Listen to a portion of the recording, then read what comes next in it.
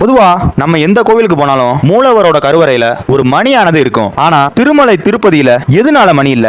இதுக்கான காரணம், இதுக்கு பின்னால ஒரு சுவாரஸ்யமான பக்தி கலந்த கதை ஒண்ணு சொல்லப்படுது. அதுல 13ஆம் நூற்றாண்டுல காஞ்சிபுரத்துல திருப்பதி ஏழுமலையானுடைய தீவிர பக்தர்களான அனந்தசூரி தோத்திரம்பான்ற தம்பதிகளுக்கு திருமணமாகி பல ஆண்டுகள் ஆகியும் குழந்தை இல்லாதது ஒரு குறையாவே இருந்திருக்கு.